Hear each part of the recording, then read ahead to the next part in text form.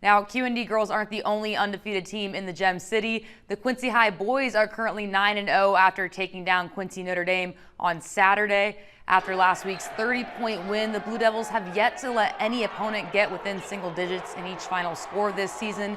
Saturday night, QHS was led by Bradley Longcore III and Keyshawn Thomas in scoring. Thomas was recognized before the game for breaking the school's all-time rebound record, totaling 729. The senior was surprised with a video featuring friends, family, and former Blue Devils congratulating him on the feat. It means a lot to me. I almost dropped a tear seeing my mom up there, seeing a bunch of family up there, seeing a bunch of legends up there, and I just feel like great to be accomplished and be with them. Well, Thomas wasn't the only standout in the crosstown win, with Longcore leading the team and scoring with 25 points. The Santa Clara commit is looking to continue to build momentum for himself and his team as they continue the season. I just got to keep it going, keep being the leader on and off the court, so just keep everybody on their toes, keep everybody just ready to play the game and stuff like that. Always be prepared.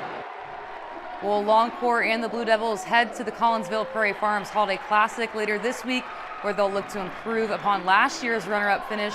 They start things off against McClure North Friday at 2:30. That's all the sports we have for you this evening, but don't go anywhere. We'll be right back after this.